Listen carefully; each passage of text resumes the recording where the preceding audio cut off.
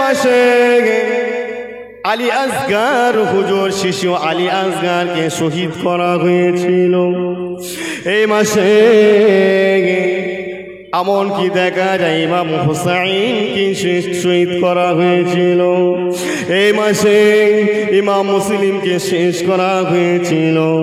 এই মাসে এমনকি হযরতে হুসাইনের চাচাতো ভাইদেরকে শেষ করা হয়েছিল, সঙ্গে সাথীদেরকে শেষ করা হয়েছিল।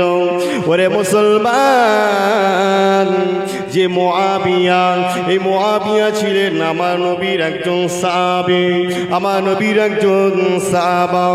এই মুআবিয়া 1 তারিখে হেঁটে হেঁটে হেঁটে হেঁটে হেঁটে হেঁটে আমার নবীর কাছে যেতে লাগে। বিশ্ব নবী দুজানে বাচ্চা নবী আমার মুআবিয়া দিকে যখন চাইলেন, 1 বার 2 বার 3 বার ওদিকে তাকালেন, মুআবিয়ার ভিতরে সন্দেহ লেগে যায়। কি ব্যাপার, বিশ্ব নবী কেন আমার দিকে এমন ভাবে তাকায়? বুঝতে পারে না মুআবিয়া কেন এমন ভাবে তাকাচ্ছে, কিছুই বুঝতে পারছি না। মুআবিয়া হেঁটে হেঁটে হেঁটে হেঁটে বিশ্ব নবীর নিকটে চলে গেলেন। আমার নবীর নিকটে গিয়ে দেখা যায় মুআবিয়া জিজ্ঞাসা করে, ইয়া রাসূলুল্লাহ, ইয়া হাবিবাল্লাহ, হুজুর আপনি আমাদেরকে এমন ভাবে তাকালেন, এর আগে তো আপনাকে কোনোদিন দেখি না।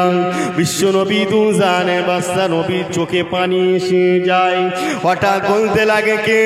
ওরে মুআবিয়া, শুনে রেখে দাও, জেনে রেখে দাও, আমি রাসূলুল্লাহ জানিয়ে দিলাম, এলান করে দিলাম, তোমার বংশ থেকে আমার বংশের প্রতি যে অত্যাচার জুলুম নেমে আসবে, সেই কথাটা ভাবছিলাম, ওই আর তোমার দিকে চেয়ে দেখছিলাম। মুআবিয়া অবস্থা চিন্তা করছে যে কি ব্যাপার, আমার তো কোনো এখন বংশপালা হয়নি, এ মুসলমানেরা, এ নবী পাকের প্রেমিকেরা, হযরতে মুআবিয়া বলতে লাগে, ইয়া রাসূলুল্লাহ, ইয়া হাবিবাল্লাহ, হুজুর আমার বুঝতে পারে না, হুজুর আমি তো বুঝতে পারি না, আমি এখনো বিবাহ করি না, আমার বংশের থেকে আপনার প্রতি কেমন জুলুম নেমে আসবে তো জানি না। ওই সময় বিশ্ব নবী বলছিল, রে মুআবিয়া, আমি রাসূলুল্লাহ পৃথিবীর জমিনে যেটা এলান করে ওটা ভুল হয় না। মুআবিয়া ওই দিন থেকে আমার নবী বিশ্ব নবী দুজানে বাচ্চা নবীর সম্মুখে প্রতিজ্ঞা করেছিলেন, ইয়া রাসূলুল্লাহ, ইয়া হাবিবাল্লাহ, হুজুর কি কথা আপনি শোনালেন, হুজুর আপনি কি কথা শোনালেন, ইয়া রাসূলুল্লাহ, ইয়া হাবিবাল্লাহ, হুজুর আমি মুআবিয়া যতদিন বাঁচব দুনিয়ার জমিনে আমি মুআবিয়া বিবাহ করব না। আপনি কি শোনালেন? বলে, হ্যাঁ, তোমার বংশ থেকে আমার বংশের প্রতি বড় অত্যাচার করবে, আমার ইসলামের প্রতি অত্যাচার করবে, কালেমার প্রতি অত্যাচার করবে। মুআবিয়া বিবাহ করে না। মুআবিয়ার বয়স পার হয়ে যায় 50, 60, 70, তখনও বিবাহ করে না। হঠাৎ দেখা যায় 79 বছর বয়সে মুআবিয়ার ভিতরে রোগ ঢুকেছে, এমন ভাইরাস রোগ ঢুকেছে। আরবের বড় বড় কবিরাজের কাছে যায়, রোগ সারাতে পারে না। পাদ্রীদের কাছে যায়, রোগ সারাতে পারে না। না, ডাক্তার করে রোগ সারাতে পারে না। একবার কি কবিরাজ বলে দিল যাও তুমি বিবাহ করবে, ডাক্তারের কাছে বলে দিল যাও তুমি বিবাহ করবে। মুআবিয়া তবুও সেদিকে কান ধ্যান দেয় না। এ মুসলমানেরা, মুআবিয়া বড় মনটা খারাপ করে টুকটুক টুকটুক টুকটুক টুকটুক করে আমার নবী বিশ্ব নবীর কাছে এসে হাজির হয়ে যায়। ইয়া রাসূলুল্লাহ, ইয়া হাবিবাল্লাহ, হুজুর এমন একটি রোগ আল্লাহ পাক রব্বুল আলামিন আমাকে দিয়েছে। কেউ কেউ বলছে বিবাহ করতে হবে, ওষুধ তো পালা যেমন কি ট্রিটমেন্ট নিচ্ছি তো সারছে না। বিশ্ব নবী তো জানে বাদশা নবী আমার বলছে ওরে মুআবিয়া রে, চলে যাও চলে যাও, আমি রাসূলুল্লাহ জানিয়ে দিলাম তোমার শরীরে যে রোগটা হয়েছে ওই রোগটা আমি রাসূলুল্লাহ জানিয়ে দিলাম নিবারণ করার জন্য পৃথিবীর কোনো ডাক্তার তোমাকে সারাতে পারবে না, কবিরাজ সারাতে পারবে না। ওরে মুআবিয়া চলে যাও চলে যাও চলে যাও, তুমি গিয়ে বিবাহ করে নাও, শাদী করে নাও। বিবাহ শাদী করলে তোমার রোগটা নিবারণ হয়ে যাবে। বিশ্ব নবী তো জানে বাদশা নবী যখন এই কথাটা বললেন, মুআবিয়া চিন্তা করলো বিশ্ব নবী যখন বলছে, বিশ্ব নবী যখন বলছে বাদশাদের বাদশা যখন এই কথা এলিগান করেছে, নিশ্চয় আমার দ্বারা হয়তো দুনিয়া করা বড় সম্ভব হয়ে যাবে। নিশ্চয়ই বিশ্ব নবী যখন বলেছে বিবাহ না করলে আর বাঁচার লাইন নাই, এই চিন্তাধারা নিয়ে আমিরে মুআবিয়া বিবাহ জন্য প্রস্তুতি নিলেন, বিবাহ করার জন্য প্রস্তুতি নিলেন। বিবাহ হয়ে গেল, 80 বছর বয়স, প্লাস 81 বছর চলছে। মুআবিয়ার ছেলে হয়, মুআবিয়ার ছেলে হয়, ছেলেটার নাম হলো ইয়াজিদ। ছেলেটা যে জিত অন্য কারো ছেলে নয়। মুআবিয়া ছিলেন রাসূলের সাহাবা, উনি ছিলেন কুফার বাদশা। মুআবিয়া ছিলেন রাসূলের সাহাবা। ওই সাহাবা ছেলে কে হলো ইয়াজিদ। দিকে দিকে দিকে দিকে বড় হচ্ছে বড় হচ্ছে।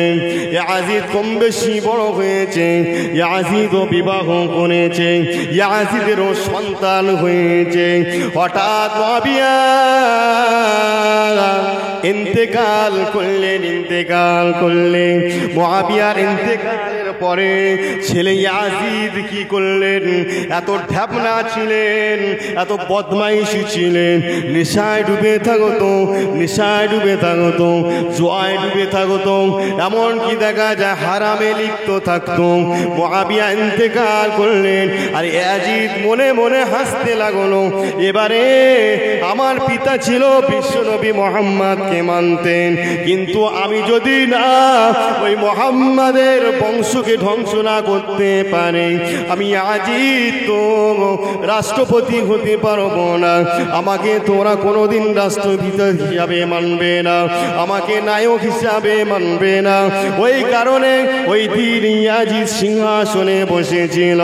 সিংহাসনে বসে তার মাথায় সব সময় ছিল নবীজির বংশকে, আলীর বংশকে কালেমা পড়নেওয়ালা যারা মাতা আছে, বীর পালোয়ান আছে, তাদেরকে ইয়াজিদ ধ্বংস করবে এ নিয়ে সে করে নিয়েছে, এ নিয়ে সে করে নিয়েছে।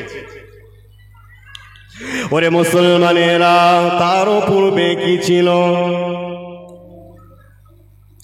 ইয়াজিদের যে স্ত্রী ছিল, স্ত্রীও একটা আলাদা ঘটনা আছে। স্ত্রীও খুব ভালো ছিল না। দেখা যায় ইয়াজিদ ছিল এমন রকম, ও ছিল আর এক রকম। আমার বোন কি আলী রাদিয়াল্লাহু তাআলা আনহুর দুটো ছেলে, হযরতে হাসান, হযরতে হুসাইন। হাসান রাদিয়াল্লাহু তাআলা আনহু এমন কি ওনারও স্ত্রী ছিলেন উল্টো পাল্টা। তখনকার সময় কি ছিলেন উল্টো পাল্টা ছিলেন। ওখান থেকে কোপার সঙ্গে যোগাযোগ, হারিসের তো অনেক টাকা আছে, ও তো সিংহাসন দাবি করেছে, যার কারণে হযরতে হাসানের ওয়াইফ অতএব স্ত্রী ওখান থেকে নিয়ে ওই কোপা পর্যন্ত ইয়াজিদের সঙ্গে একটি আলাদা সম্পর্ক রাখা শুরু করেছে।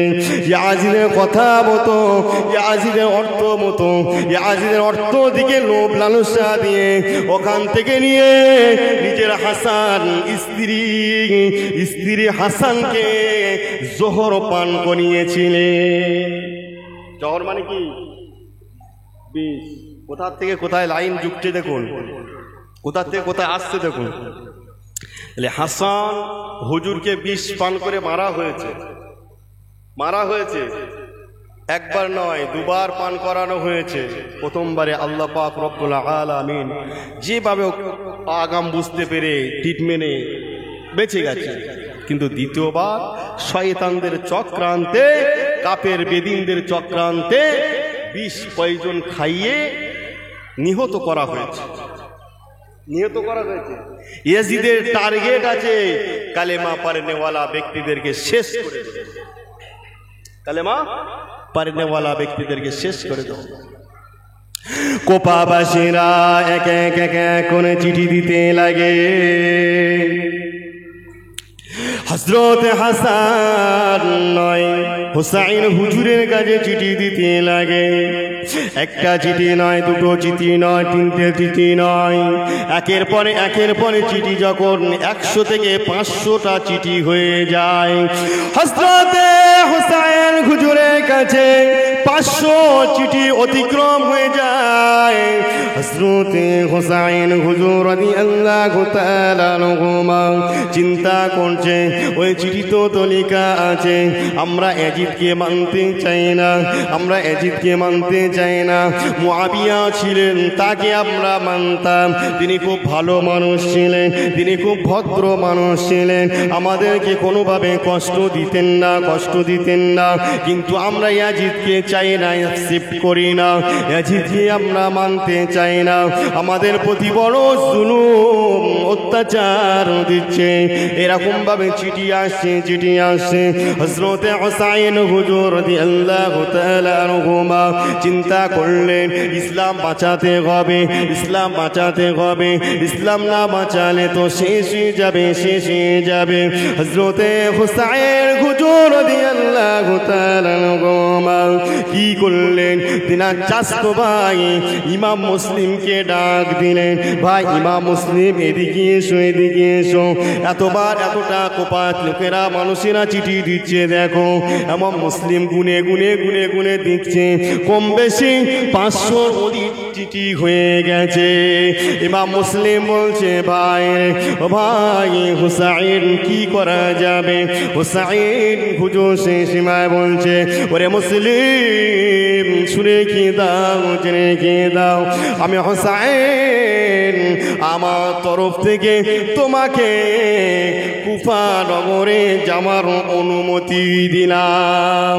ইমাম মুসলিম হুজুর আসছেন, সঙ্গে আছে একজন নয় দুজনা, ওনাকে ধরে টোটাল 3 জনা। ইমাম মুসলিম চলে আসছে কোথায়? কুফায় রওনা দিলেন। কুফায় গিয়ে দাখলা প্রবেশ করলেন।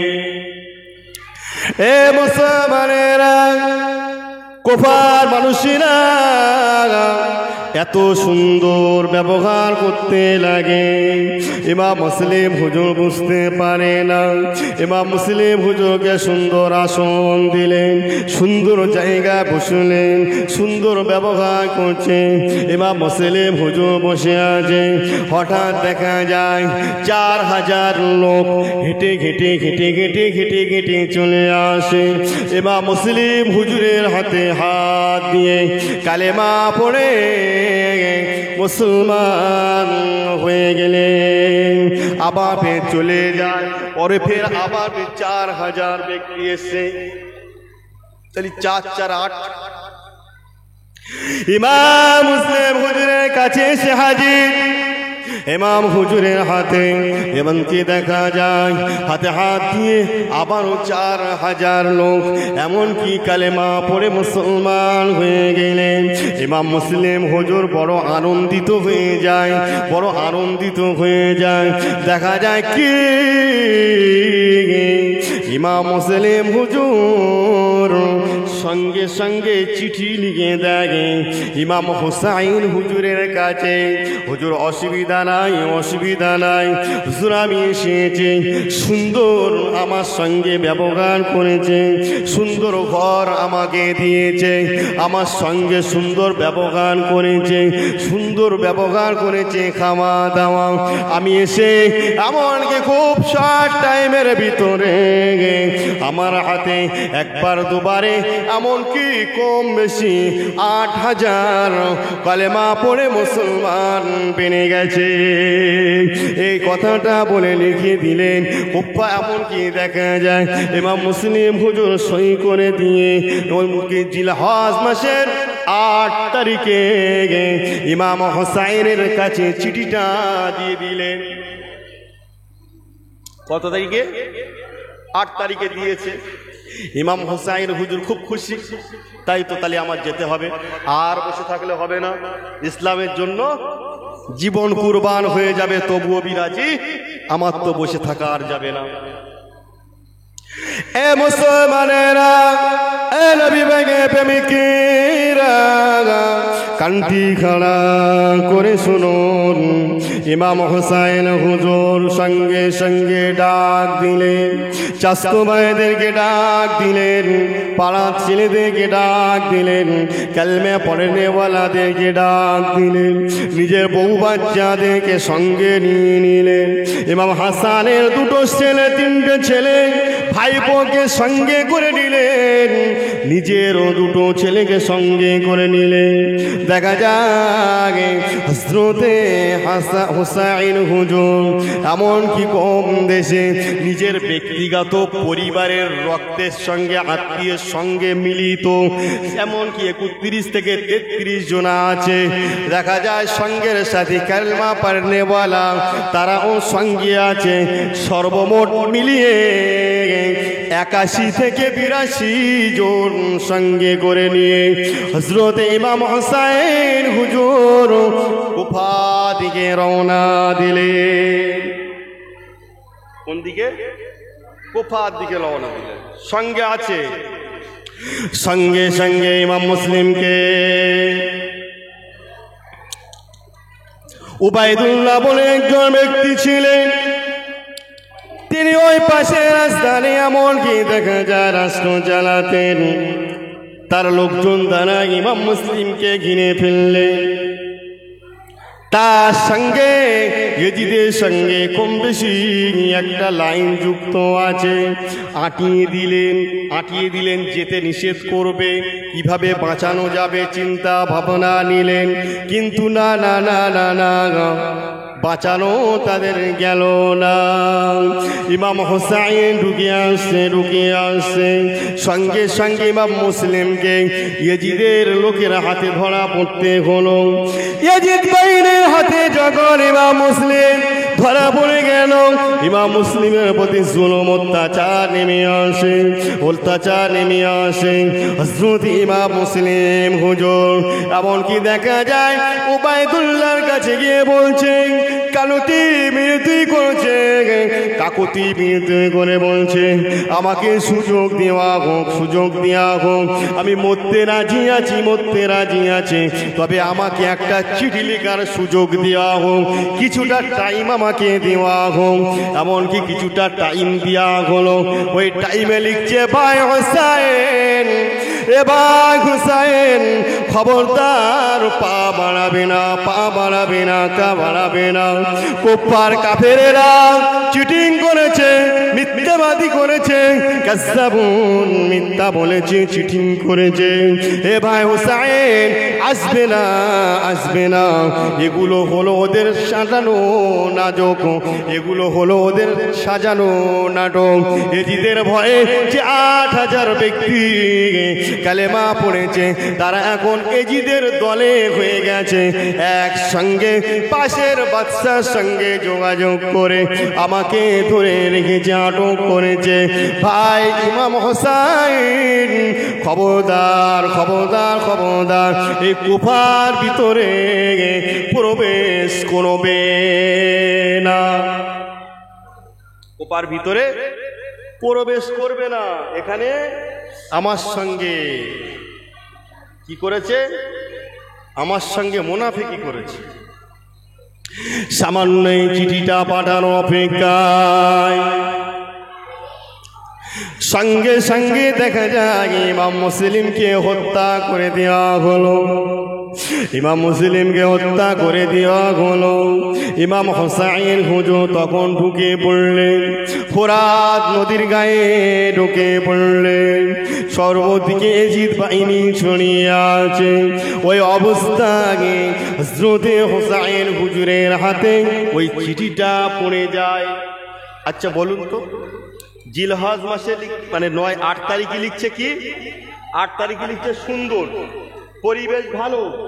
আর 9 তারিখে তার পরের দিনকে যখন ওখান থেকে বার হয়ে এসছে তার পরের দিনকে লিখছে মর্মান্তিক অবস্থা, ঘটনা। তাহলে একদিন পরে যদি ভালো কথা দেওয়া হয় তখন তো বলছে আর আমার দ্বারা দেরি করা অসম্ভব।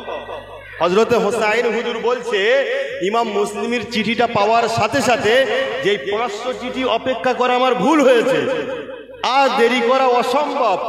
সঙ্গে সঙ্গে ডেকে ডুকে নিয়ে যে যার মতো রওনা দিয়েছে সঙ্গে সঙ্গে। এ মুসলমানেরা কান্টি খাড়া করে শোনো, ইমাম হোসাইনের হাতে চিঠিটা পড়ে গেলেন। চিঠিটা পড়ে গেলেন, তাই তো ইমাম মুসলিমকে খুন করেছে, হত্যা করে দিয়েছে। হযরত ইমাম হাসান হুসাইন হুজুর চিঠিটা পড়ে নিয়ে দেখছে তো আর এখান থেকে ফেরত যাওয়া যাবে না। সঙ্গের সাথীদেরকে বললেন, তোমরা তোমাদের মতো জায়গা নিয়ে নাও, তোমাদের মতো জায়গা নিয়ে নাও। আমার জন্য তোমরা এমনভাবে ফুটফুটে সন্তানদেরকে নিয়ে এই চেহারাগুলো তোমরা শেষ করো না। সঙ্গের সাথীরা তো কেউ যেতে চায় না, সঙ্গের সাথীরা তো কেউ যেতে চায় না। ওরে মুসলমান, ইমাম হোসাইন ঢুকে গেলেন, ইমাম হোসাইন ঢুকে গেলেন। এজিদ বাহিনীরা আক্রমণ চালাচ্ছে, এজিদ বাহিনীরা আক্রমণ চালাচ্ছে। তীর নিক্ষেপ করছে, তীর নিক্ষেপ করছে। দুই একজোড়া গায়ে বিদ্ধ হয়ে যায়, গায়ে বিদ্ধ হয়ে যায়। আমার ইমাম হোসাইন হুজুর সঙ্গে সঙ্গে বুঝতে পেরে অন্য রাস্তা ধরলেন, কোপা থেকে অন্য রাস্তা ধরলেন। সেই রাস্তা থেকে গিয়ে দেখা যাক যদি আমরা কিনারা করতে পারি। হযরতে হোসাইন হুজুর সঙ্গে নিয়ে যায়, সঙ্গে নিয়ে গিয়ে হেঁটে হেঁটে হেঁটে হেঁটে হেঁটে হেঁটে গিয়ে এমন একটি বড় মাঠ দেখতে পেলেন, ফাঁকা জায়গা। ওই জায়গায় ফোরাত নদীর পাশে ওখানে গিয়ে কারবালা নামক জায়গায় ওখানে গিয়ে হাজির হয়ে যায়। সঙ্গের সাথীদেরকে বললেন, এখানে তোমরা তাঁবু করো, এখানে তোমরা তাঁবু করো, এখান থেকে আর অন্যদিকে যাওয়া যাবে না। আমি হোসাইন, আমার মনে হচ্ছে এই জায়গাটা বর্তমান সময়ে আমাদের জন্য নিরাপদ জায়গা। হোসাইন হুজুরের কথা মতো সঙ্গের সাথীরা তাঁবু করলেন, সঙ্গের সাথীরা তাঁবু করলেন। ওইখানে কাটাতে থাকে, ওইখানে কাটাতে থাকে।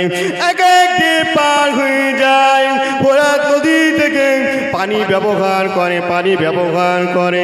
এজিদ বাহিনীরা ডাইরেক্ট তো কেউ সম্মুখে আসতে চায় না, কারণ পিছনে একটি সিম্বল লাগানো আছে, পিছনে একটি চিহ্ন তো রয়েছে। কে এসেছে?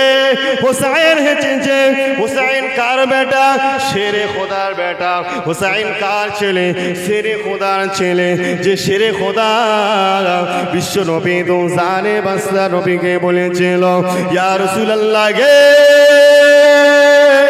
ইয়া হাবিবাল্লাহ হুজুর একটিবার এলেগান করুন এই পৃথিবীর বোঁটাটা আপনি একবার দেখিয়ে দিন, পৃথিবীর বোঁটা কোন দিকে আছে আপনি একবার দেখিয়ে দিন, আপনি একবার এলেগান করুন, আমি আলী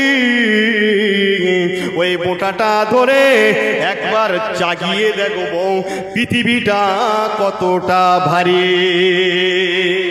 আরো জোরে দরুদ শরীফ পড়ুন। আল্লাহুম্মা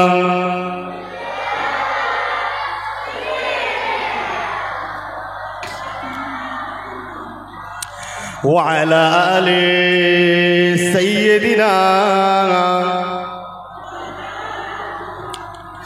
ওরে মুসলমানেরা, হযরতে আলী শেরে খোদা, আল্লাহ পাক নাম দিয়েছেন শেরে খোদা, আমার নবীর কাছে দিয়েছেন।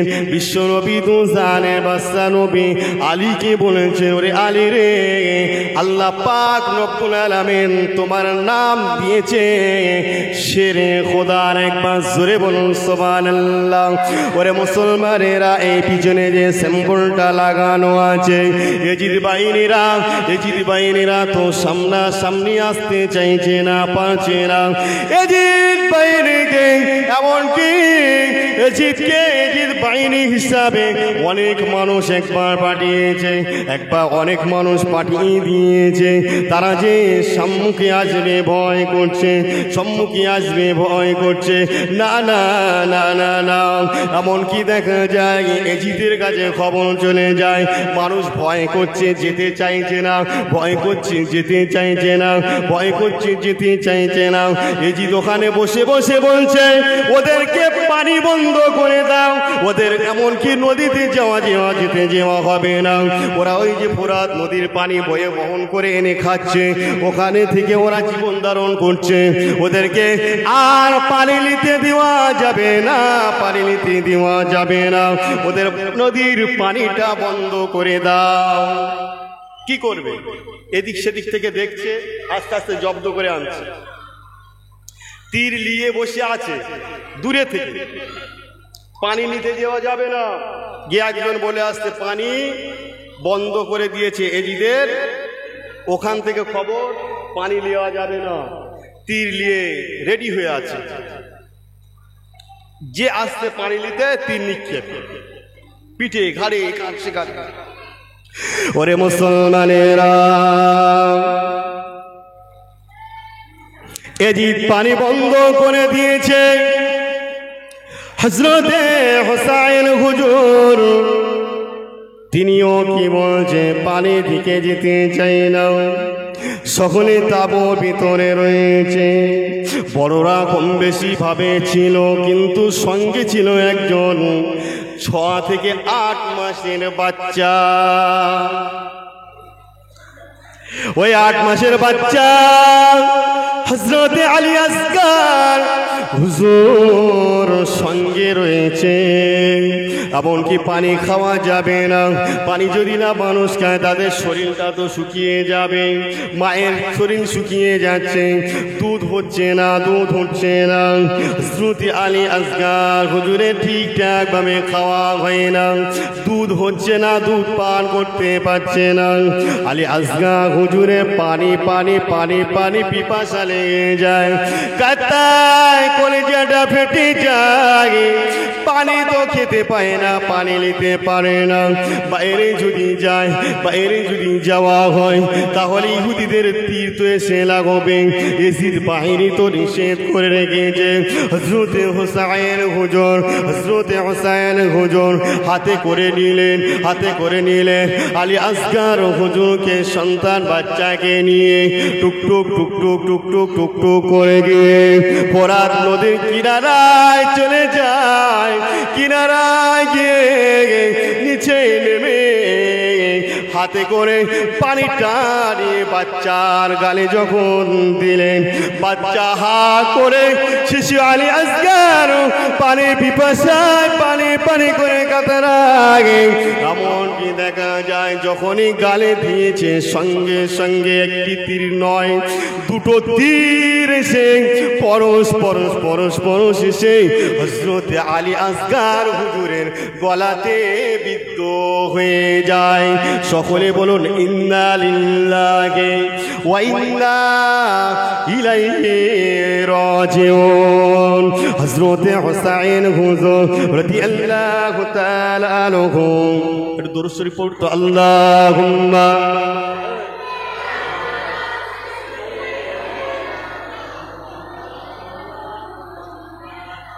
ওয়া আলা আলি সাইয়্যিদিনা।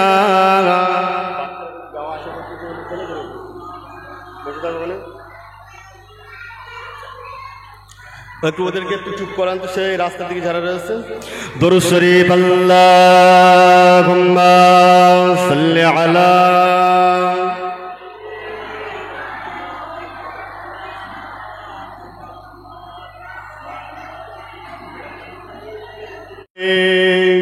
ওরে শায়ের বানো, দেখো দেখো দেখো তোমার বাচ্চা আর পানি পিপাসা করবে না। আমি হুসাইন গিয়েছি কোলে করে নিয়ে ফোরাত নদীর নিকটে গিয়েছি, হাতে করে পানি নিয়ে আমি গালেতে দিয়েছি। সঙ্গে সঙ্গে সঙ্গে সঙ্গে ইহুদি ইয়াজিদ বাহিনীদের তরোয়ালটা চলে আসে, ইহুদি বাহিনীদের তীরটা চলে আসে। হযরতে আলী আসগারের কণ্ঠ নালীতে বিধে যায়, গলাইতে বিধে যায়। আলী আসগারের আর পানি খাওয়া হলো না, পানি খাওয়া হলো না। হযরত আলী আসগার ইন্তেকাল করলেন। ওই অবস্থায় হযরতে হুসাইন হুজুর সন্তান চলে গেছে, দুঃখ না সহ্য করতে পেরে সঙ্গে সঙ্গে সঙ্গে সঙ্গে তরোয়ালটা নিয়ে যুদ্ধর জন্য প্রস্তুত হয়ে গেলেন। 12 কাজে দিলেন। হযরত আলী আসগারের লাশটা দিয়ে দিলেন। সঙ্গে ছিলেন আরো অনেক সাহাবা, আরো অনেক সঙ্গের সঙ্গীরা। না না না না না, হযরত হুসাইন তরোয়ালটা নিয়ে সঙ্গে সঙ্গে চিৎকার করে বলতে লাগে, ওরে ইয়াজিদ বাহিনী কি আছে, চলে আয় চলে আয়, আমি হুসাইন যুদ্ধ করতে প্রস্তুত আছে, চলে আয় চলে আয় চলে আয়। ইয়াজিদ যাদেরকে অফার দিয়েছিল, ইয়াজিদ তাদেরকে অফার দিয়েছিল, বড় বড় লোভ দেখিয়েছিল, তাদের ভিতরে কম বেশি 100 জনা নয়, 200 জনা নয়, 300 জনা নয়, 370-80 জনা ব্যক্তি ওই ইয়াজিদের টাকার লোভে হযরতে হুসাইনের দিকে আগিয়ে আসে। হযরতে হুসাইন রাদিয়াল্লাহু তাআলা আনহু চিৎকার করে আল্লাহু আকবার আল্লাহু আকবার ধ্বনি রেখে দিয়ে ওই যে তরোয়ালটা চালিয়ে দেখা যায় একাই একসঙ্গে 100 জনা নয়, 350 থেকে 380 জন ইয়াজিদি বাহিনীকে আল্লাহ পাক রব্বুল আলামিনে যে পাঠানো হাসান হোসাইন, এমনকি দেখা যায় আলীর ঘরে, ফাতেমার ঘরে সেই হোসাইন হুজুর একাই এমনকি 380 জন ইয়াজিদ বাহিনীকে নিজে আল্লাহ পাকের ওসিলায় আল্লাহ পাকের উপরে ধ্বনি দিয়ে কতল করেছে। আরো জোরে বলুন, কজনা? 380 জন। কে কজনা মিলিয়ে বলুন? একাই সঙ্গের সাথীদের বলছে তোমরা দাঁড়াও, আমার সঙ্গে তোমরা জীবন দিও না, কারণ এখানে এই যে কাজ এটা করা আমি হুসাইন, এটা আমার ঈমান। একবার জোরে বলুন সুবহানাল্লাহ। ওরে মুসলমানেরা কান্টি খাড়া করে শুনুন, যখন এই 350 জন পড়ে যায়, শহীদ মারা যায়, ইন্তেকাল করে, কাফেরদেরকে মেরে দিয়েছে। 300 জন যখন পড়ে গেছে, এজিদের যে লুবি বাহিনীরা ছিলেন, হযরতে হুসাইনের এমনকি তরবারের আঘাতে পড়ে গেলেন। আর বাদ বাকি যারা ছিল, কতজন কেউ এজিদ পাঠিয়েছিল, 1000 নয়, 2000 নয়, 3000 নয়, 82 জন। এমনকি হুসাইনের সঙ্গে থাকা 82 জনের বিরুদ্ধে এমনকি 22,000 সৈন্য পাঠিয়েছিলেন। কতটা? 22,000 সৈন্য পাঠিয়েছে। তার ভিতরে হুসাইন হুজুর আলী আসগরকে যখন হাতে করে পানি খাওয়ানোর সঙ্গে সঙ্গে ইন্তেকাল করেছে, ওই শোক দেখে তরোয়ালটা ধরে, একটা তরোয়ালের বাঁট ধরে 350 অধিক কাফের খায় করেছে। একবার জোরে বলুন, আরো জোরে। ওরে মুসলমানেরা, হযরতে হুসাইনের ছুরি চালানো দেখে 350 জন কত, বাকিরা সব পালিয়ে গেছে। ওরা চিন্তা করে আলী এমনকি হুসাইনের সামনে কিছু করা যাবে না, হুসাইনের সামনে থেকে তো কোনো কিছু করা যাবে না, হুসাইনের সামনে থেকে এমনকি আক্রমণ করা যাবে না। এজিদ বাহিনীরা যুক্তি করলেন, এজিদ বাহিনীরা যুক্তি করলেন। দেখা যাক এজিদ বাহিনীরা যুক্তি করে নিয়ে কিভাবে মারা যাবে, কিভাবে মারা যাবে, ওরা বড় ফান্দি করলেন। যেমন ভাবে মারতে হবে, নামাজরত অবস্থায় মারতে হবে, তাহলে তাদের মারা যাবে। ওরা যখন নামাজ আদায় করে, ওরা নামাজে কাউকে ভয় পায় না, কাউকে ছাড়ে না। নামাজ আদায় করে নিয়ে নামাজ আদায় করে নেয়। ওরা ওই পাঠিতে দাঁড়িয়ে নামাজ আদায় করে। অত সহজে তারা আল্লাহ বলা হয় না, অত সহজে তারা আল্লাহ পাকের রাস্তা থেকে সরে তারা দাঁড়ায় না। হযরতে হুসাইন হুজুর এই যে কতল করার পরে পরে তাঁবুর ভিতরে চলে আসলেন। যখন ওরা সব ছুটে পালিয়েছে, তাঁবুর ভিতরে চলে এসছে। তাঁবুর ভিতরে এসে ওই সব চাচতো ভাই এদের সব দেখছে, নিজের মনটা বড় খারাপ যে আমার জন্য এরা আজকে শেষ হয়ে যাবে। এত লোক চতুর্দিকে এজিদ বাহিনী, কিভাবে কি হবে। হযরতে হুসাইন হুজুর নিজেই বলতে লাগে কি, ওরে আমার সঙ্গে সাথীরা, আমি হুসাইন, আমার জন্য তোমাদের জীবন কুরবান করো না গো, আমার জন্য তোমাদের জীবন দিও না গো। তোমরা যে যার মতো বাড়িতে চলে যাও, আশ্রয় নিয়ে নাও, যে যার মতো গা ঢাকা দিয়ে একটা জাহান দিয়ে তোমরা ফিরে যাও। আমি হুসাইন তাঁবুর মধ্যে এই যে লাইটটা জ্বালানো রয়েছে, আমি হুসাইন নিভিয়ে দিচ্ছে। ওরে আমার সঙ্গে সাথীরা 2 ঘন্টা টাইম দিচ্ছি, এর ভিতর থেকে আমার সম্মুখে তোমরা যে যার মতো এমন জায়গায় আশ্রয় নিয়ে নাও, আশ্রয় নিয়ে নাও। ইয়েজিদ বাহিনীর হাত থেকে রক্ষা পেয়ে যাবে। আমার জন্য তোমরা কেউ জান দিও না। তোমাদের বাড়িতে বিবি বাচ্চাও আছে, সন্তানেরা আছে, যারা চলে যাও, চলে যাও। আমি হুসাইন তাঁবুর লাইটটা বন্ধ করে দিচ্ছে। হযরতে হুসাইন হুজুর চোখ ভরা পানি নিয়ে চিৎকার করে করে বলতে লাগে, যাও যাও, চলে যাও, চলে যাও, চলে যাও। তোমরা যে যার মতো গিয়ে যে যার মতো একটা আশ্রয় তোমরা নিয়ে নাও। হযরতে হুসাইন হুজুর চোখ বন্ধ করে লাইটটা নিভিয়ে দিয়ে হযরতে হুসাইন হুজুর কম বেশি 2 ঘন্টা ধরে চুপচাপ চুপচাপ বসে আছে। দেখা যায় না না না না না, চুপচাপ 2 ঘন্টা পরে, 2 ঘন্টা বাদে হুসাইন হুজুর রাদিয়াল্লাহু তাআলা আনহুমা চোখটা খুলে দেখে সঙ্গের সাথীরা কেউ ওখান থেকে বসে থাকার অত অবস্থায় চলে যাওয়া তো দূরের কথা, কেউ তো ইকামা দাঁড়াই নাই। হুজুর চোখটা যখনই ছেড়েছে, হুজুর আপনি কি কথা শুনালে? হুজুর আমাদের জীবন চলে যায় তাতে আমরা রাজি। হুজুর এই যে জায়গা চলে এসেছে এখান থেকে যাওয়া যাবে না, যাওয়া যাবে না। বসে থাকা ব্যক্তি একজনও কেউ দাঁড়িয়ে উঠলেন না। সঙ্গে সঙ্গে বলছে হুজুর হে রসুলের নাতি, এমন কি দেখা যায় আমরা এভাবে চলে যাব না। এর নাম হলো গাদ্দার, এর নাম হলো গাদ্দার, ছোট নকিম করা। না না, আমরা কেউ যাব না।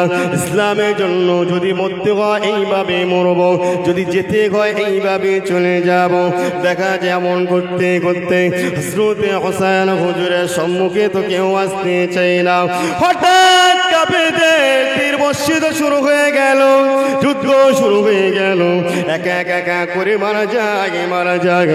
হযরতে হোসেন হুজুরকে হত্যা কেমন ভাবে করবে, কিভাবে করবে না, কোন রকম ভাবে সুযোগ পাচ্ছে না। হোসেন হুজুর এবেলেবেল করে দিয়েছে, 350 অধিক মেরে দিয়ে ফোরাত নদীর পানি এবেলেবেল হয়ে গেছে। কিন্তু দূরের থেকে ইহুদি নাসারা তীর ছুঁড়ে ছুঁড়ে মেরে দেয়। হযরতে হোসেন হুজুর রাদিয়াল্লাহু তাআলা আনহুমা সঙ্গে সঙ্গে ওযু করে নিলেন। আসরের ওয়াক্ত চলে এসেছে, আসরের ওয়াক্ত চলে এসেছে। হযরতে হোসেন হুজুর রাদিয়াল্লাহু তাআলা আনহু কি করে ফোরাত নদী থেকে ওযুটা করে নিয়ে নামাজে দাঁড়িয়ে যায়। নামাজে দাঁড়িয়ে গেলেন। ওই সময় আল্লাহু আকবার বলে নিয়ত করে নিলেন। হোসেন হুজুর নামাজে দাঁড়িয়ে যায়, নামাজ আদায় করে এমনকি রুকুতে চলে আসে। ওই অবস্থায় হযরত হোসেন রাদিয়াল্লাহু তাআলা আনহুমা হুজুরকে পিছন দিক দিয়ে তরোয়াল নিয়ে একে তরোয়ালে হোসেন হুজুরের মাথাটা কেটে দেয়। সকলে বলুন ইন্না লিল্লাহি ওয়া ইন্না ইলাইহি রাজিউন। হোসেন হুজুরের মাথা কেটে দেয়। তত্তর করে কাঁপতে লাগে, দেহটা কাঁপতে লাগে, মাথাও কাঁপতে লাগে, দেহটা কাঁপতে লাগে, মাথাও কাঁপতে লাগে। ওইখান থেকে কে মেরেছিল পিছন থেকে এসে, তার নাম ছিল শিমাল। কি নাম? এজিদ বাহিনীর অর্থলোভী সৈন্য, তার নাম ছিল, বলুন একটু জোরে বলুন না, শিমাল। তার নাম ছিল অর্থলোভী শিমাল। এমনকি গর্দান কেটে দিয়েছে। হযরতে হোসেন হুজুরের চুল ধরে নিয়ে চাগিয়ে নিয়ে যায়, ধর একদিকে মাথা আর একদিকে। কারবালা প্রান্তে হোসেন হুজুরকে শহীদ করে দিলেন। শিমাল হাতে করে নিয়ে যায়, উবাইদুল্লাহর কাছে নিয়ে যায়। শিমাল দেখা যায় এজিদের দিকে যায়নি, ওখান থেকে কুফা দিকে নিয়ে চলে আসে। দেখা যায় উবাইদুল্লাহর কাছে গিয়ে হাজির হয়ে যায়। হযরতে হোসেন হুজুরের মাথা কাটাটা উবাইদুল্লাহর কাছে যখন নিয়ে যায়, এমনকি জবানটা টিপ টিপ টিপ টিপ করে আল্লাহ আল্লাহ আল্লাহ আল্লাহ আল্লাহ আল্লাহ জোর জমকি জিভটা নাড়াচাড়া করে। মাথাটা রাখলেন। সুন্দর চেহারা দেখে উবাইদুল, ও ছিলেন এজুদের সহপাঠী, একটা কাঠি নিয়ে নাকের ভিতরে দিয়ে হযরতে হোসেন হুজুরের নাকের ভিতরে কাঠি দিয়ে নাড়াচাড়া দিতে লাগে, নাড়াচাড়া দিতে লাগে। আব্বাস বলে একজন ছিলেন, আনাস বলে একজন ছিলেন। সে বলছে উবাইদুল, এ ভাই উবাইদুল, খবরদার খবরদার, এমনভাবে বেইজ্জতি করবে না, এমনভাবে বেইজ্জতি করবে না। আমি আনাস নিজের চোখে দেখেছি রাসূল সাল্লাল্লাহু আলাইহি ওয়াসাল্লাম হযরতে হুসাইনের এই চোখে নাকে মুখে স্বয়ং চুম্বন খেতে দেখেছি। আরো জোরে বলুন সুবহানাল্লাহ। উবাইদুল কি করছে? ও যে কাঠিটা সঙ্গে সঙ্গে বার করে নেয়। ওই সময় উবাইদুল বলছে, ওরে আনাস রে, আমি যে কথাটা আমি এই কারণে কাঠি দিয়ে ঘোরাচ্ছি, ওরে আব্বাস, এই কারণে আমি যে কাঠি দিয়ে ঘোরাচ্ছি, সুন্দর যেন নোরানি চেহারা দেখা যায়, যেন ভিতর থেকে কি একটা নূর দেখা যায়।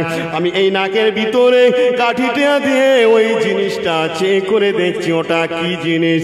আমি অ্যাকচুয়ালি তো বিড়ম্বনা করি না, বেইজ্জতি করি না। সঙ্গে সঙ্গে বার করে নিলেন। এমন কি একটা বড় হিস্টোরি ঘটনা, হযরতে হুসাইন হুজুরের দেহ আসে, মাথা আসে না, মাথা নিয়ে যায়, দেহ আসে না, দেহ আসে, মাথা আসে না। এমন কি দেখা যায় কারবালার ময়দানে ওই যে সীমাল মর্মভাবে সকলকে কম বেশি হত্যা করে দিয়েছিল। একজন ব্যক্তি ওখান থেকে ফেরত চলে গিয়েছিল, একজন ব্যক্তি ওখান থেকে ফিরে গিয়েছিল বেঁচে, নইলে সব মেরে ফেলেছিল। ইমাম হোসাইনের রক্ত মাখা মাথাটা পুরো কারবালায় নিয়ে ঘোরাঘুরি করেছে, কারবালায় নিয়ে ঘোরাঘুরি করেছে, ওবাইদুল্লাহর কাছে গিয়ে হাজির করেছে। কিন্তু না না না, শেষ পর্যন্ত ইয়েজিদ যাকে এটা বলেছিল সেই শিমালকে সঙ্গে সঙ্গে পিঞ্জরাবদ্ধ করেছিলে। কারণ जो আমার কথা মতো শেরে খোদা হযরত আলীর ছেলে, তার মাথা যদি কাটতে পারে তাহলে আমার মাথা কাটতে বেশিক্ষণ লাগবে না। আমার কথা শুনেই গিয়েছে, সঙ্গে সঙ্গে তাকে কি করেছে? পিঞ্জারার ভিতরে দিয়ে দিয়েছে। পিঞ্জারা, তাকে আর বার হতে দেওয়া যাবে না, পিঞ্জারার ভিতরে দিয়ে দিয়েছে।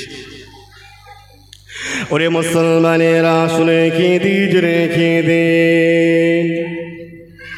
এটি সঙ্গে সঙ্গে নিজের সন্তানকে ডাক দিলে, এদিকে এসো, এদিকে এসো, এ বেটা, এবারে দেখো কি অবস্থা তোমার হবে।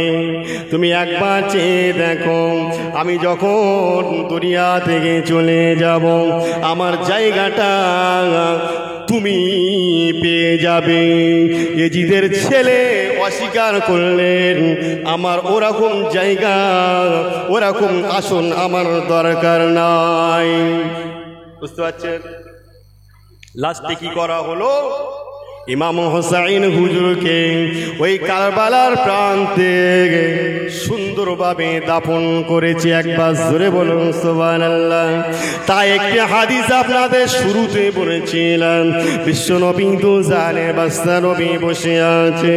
একদল মদিনাবাসী জিজ্ঞাসা করেছিল, ইয়া রাসূলুল্লাহ, ইয়া হাবিবাল্লাহ হুজুর, আশরাফুল মাউতি বার হুয়া, পৃথিবীর জমিনে, দুনিয়ার জমিনে সর্বোত্তম মৃত্যু কোন মৃত্যু? সর্বোত্তম মৃত্যু কোন মৃত্যু? ওই সময় বিশ্বনবী দুজানের বাদশা নবী আমার চুপিচাপে রয়ে গেছে। আবারও জিজ্ঞাসা করে, আবারও চুপচাপ রয়েছে। আবার একজন ব্যক্তি বলছে, ইয়া রাসূলুল্লাহ, ইয়া হাবিবাল্লাহ হুজুর, আশরাফুল মাউতি মান হুয়া, সম্মানজনক মৃত্যু পৃথিবীর জমিন থেকে কোন মৃত্যু? ওই সময় আমার নবী বিশ্বনবী দুজানের বাদশা নবী বলেছিল, ওরে আমার সাহাবারা, শুনে রেখে দাও, আমি রাসূলুল্লাহ জানিয়ে দিলাম, পৃথিবীর জমিনে দুনিয়া জমিনে আশরাফুল মাউতি হুয়া কতলাশ শুহাদায়ে। আরো জোরে বলুন, আরো জোরে বলুন। ওরে মুসলমানেরা, পৃথিবীর জমিনে রক্ত হারাম করা হয়েছে, হারাম করা হয়েছে। রক্ত পাক নয়, রক্ত হলো না পাক। রক্ত পাক নয়, রক্ত হলো না পাক, হারাম করা হয়েছে। আমার নবী বিশ্ব নবী তো জানে বাদশা নবী বলছে, যারা জিহাদ করেছে কোরআন টিকিয়ে রাখার জন্য, হাদিস টিকিয়ে রাখার জন্য, ইসলাম টিকিয়ে রাখার জন্য, নামাজ টিকিয়ে রাখার জন্য, কালেমা টিকিয়ে রাখার জন্য, ইসলাম টিকিয়ে রাখার জন্য, যারা এমনকি রাস্তায় শহীদ হয়ে গেছে, ইসলামের রাস্তায় জীবন দিয়েছে, আমি রাসূলুল্লাহ জানিয়ে দিলাম শহীদ হয়ে গেছে, শহীদ হয়ে গেছে। রক্ত মাখা অবস্থায়, রক্ত মাখা অবস্থায়, ওই অবস্থায় খবরদার গোসল দিও না, গোসল দিও না, গোসল দিও না। আমি রাসূলুল্লাহ জানিয়ে দিলাম যারা জিহাদ করেছে শহীদ হয়ে গেছে, শহীদানদের রক্তটা হলো পাক, ওদের রক্ত হারাম নয়, ওদের রক্তটা হলো পাক। ওরে আমার সাহাবারা, ওদের ওই অবস্থায় কবরস্থ করে দাও, কবরস্থ করে দাও। ওদের গোসল দেয়া হবে, ওদের গোসল দেয়া হবে আল্লাহ পাক রব্বুল আলামিনের হাউজে কাউসারের পানি দ্বারা। মালাইকা ফারেশতারা অপেক্ষা করছে। আরো জোরে বলুন, আরো জোরে বলুন। দরুদ শরীফ পড়ুন। আল্লাহুম্মা